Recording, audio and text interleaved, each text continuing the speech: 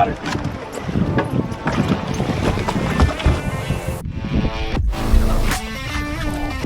Can we shoot the clothes like this, Tucker? we had a really good time when we were out looking in the woods. So there's your highlighted piece. This is the fish itself. See how suspended it is, how high above the bottom it is. Big thanks to Spruce Island Camp for hosting us. Nice fish, blondie.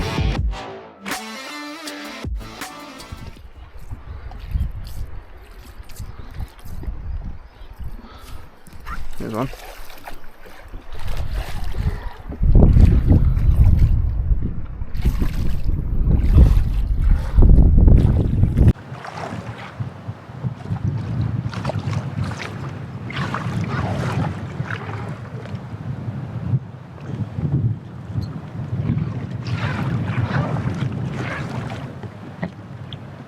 Not like when I came back across the first. But she was also 4 feet behind it. Okay, well, welcome back. We took a little lunch break, and we're back out for moon here. We got moon in a little over an hour, about an hour. Had a good morning for sure. We had 3 bites, I should say 6 bites, caught 3. Definitely the fish are not exactly super happy. I know we caught 3, but still. Weather lately has been not very favorable. Our conditions, we actually have some wind, which is good, but overall it's been pretty tough the last few days leading into this. We just, like I said earlier, it came off a really good feeding window. We did really well a few days ago. The last couple days have been kind of tough. We're coming into a weather system tomorrow, so definitely looking forward to that. Having to throw some stuff to make them bite more so than really getting them to eat really, really good. We did have 2 good bucktail bites this morning, but definitely more of the action's been in the pull paws, just getting those lazy fish to do something. So I got Alex up there whipping a frenzy. I'm gonna be back here throwing a dog, and we're gonna see if we can put some fish in the boat tonight.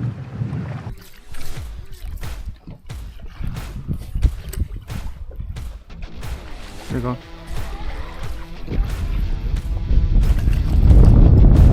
Decent one.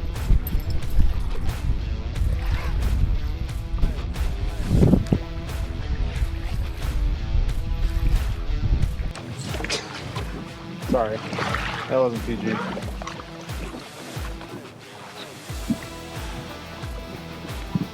There's a better one. 45. I only got hot in the first corner.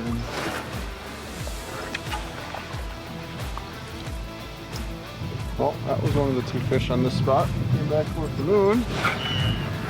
They were both side imaging follows earlier this morning. Way behind it when it came in, and it liked the first corner and kind of got up on it. Did not do it. Keep going, keep going, keep going.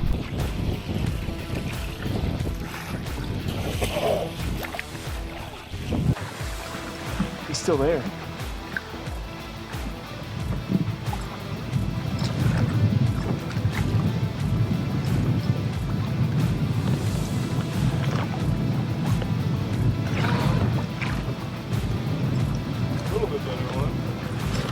Better one. Hang time in the corner. Moving quick. That one came out very fast. Yeah.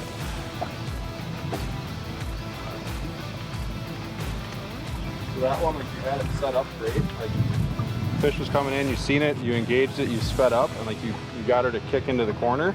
But you whipped right through your corner. Yeah. Instead of just, you got her to commit, and like she kicked into it and then just throw it up in the corner. Just let her, just let her eat it right there. And it would have been game over.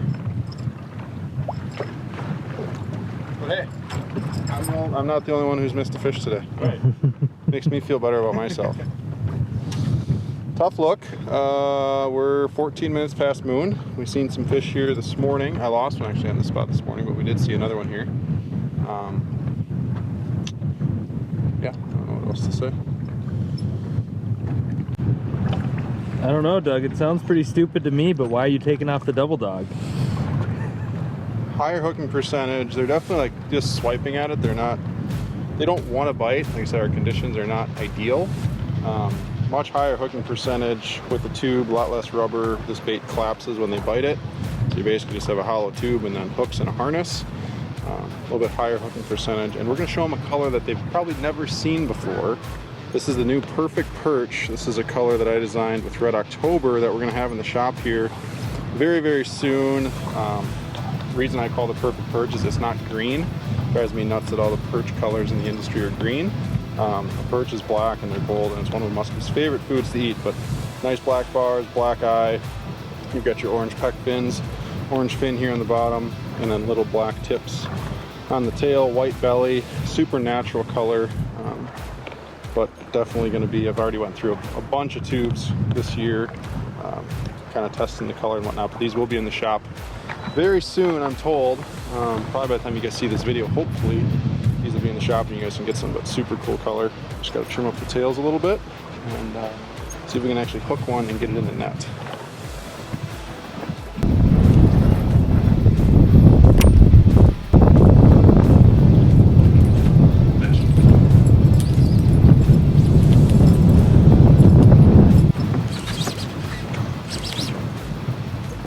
Won't be a pike. That's the right species. Over there? Yep.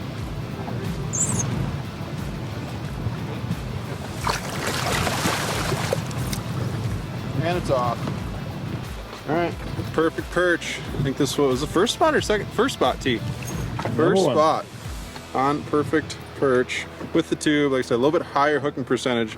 I know I probably sound like a snotty brat saying that the fish are being kind of tough because we've had so many bites today, but they're just swiping at the baits. And like from what we had, I mean, the other couple days ago we had this storm, we had 249s, a 51 and a quarter. Like the size of the fish we're seeing are definitely down. Like the bigger ones we're not seeing right now, but tubes are super good for getting bit in the back of the boat. They're erratic, they got a lot of action to them, they fall fast, and something other than a bucktail. Like I always want a bucktail in the front of the boat when we're fishing on woods, just because it's such a high hooking percentage bait. You can cover water with it. The fish here are very friendly in the figure eight, and you got a really good shot at them with bucktails. But then the back of the boat, it's generally I'm going to throw a crankbait or some kind of pull pause, maybe a suic or rubber, a tube, dog, something like that in the back of the boat. But that one, again, on the tube, and I guess I'll show you guys a couple things that I do to this, like super simple modifications to make them last a little bit longer. One thing I do is when these baits come from the factory, they come with these big number 8 or 9 split rings. I'm not exactly sure what size they are, but they're a lot bigger than number 7s. That's all I know. And they come on the bottom hook and then on the back hook. What I do is I take that split ring from the back and actually move it up to the eye, because they don't come with a split ring up on the eye of the jig head, so that the tubes don't pull through nearly as fast with the bigger split rings. The smaller split rings, your tubes will start to pull through and then they get wrecked. You can't get as many fish out of them. So moving that bigger split ring, so you have a big giant split ring on the top on your line tie and then also underneath, is going to let your tubes last a lot longer for you. And then you can just put a standard number 7 or something in the back, because that's not going to affect anything with your tube. And then these, just a little spinner rig that I make up here in the back, just a small little willow blade on this one. I think we have these in the shop. They're like the BT9s or BT11s that come straight from Red October. They've got a little tinsel in the back and then a Colorado blade, which works as well, right? This is just my little modification, my little bait that I like. And I do change the hooks on them. This is up front, this is a 7/0 Mustad, and then this is also a 7/0 VMC O'Shaughnessy in the back. They come with, like, I want to say number 5s. I definitely like a little bit bigger hook on my tubes as well. Really pretty one.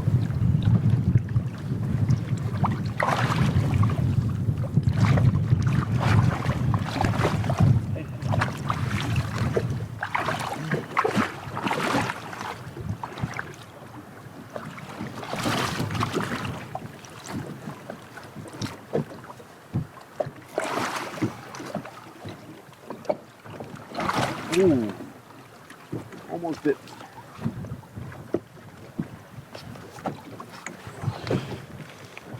Nice fish, pretty one, nice spots on it. Tube muncher, cannot resist. Perfect perch.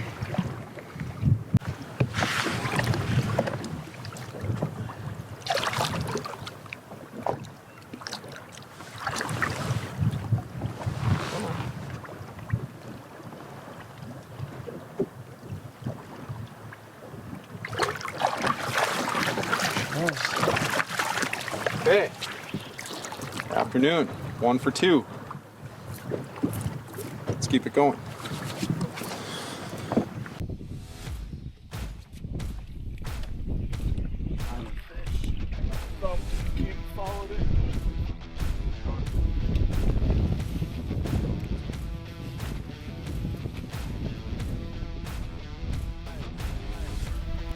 What happened there, Alex?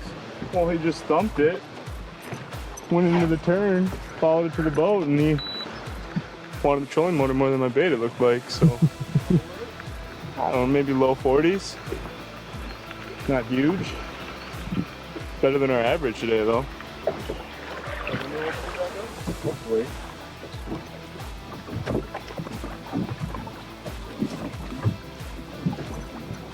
Little one. Little one. The white patch. Right there. Our first fish of the morning. We're back on our morning kind of pattern. We're on our second spot. We do have moon here in about 10 minutes. And another one for the 8-9 stagger. Got him. There we go. We're gonna find bigger ones today. We have weather coming in, we got clouds coming. I'm actually pretty optimistic we're gonna find some bigger fish today, for sure. But we will not complain about that second spot. Not at all. Little foggy with the boys this morning. We fished pretty hard yesterday.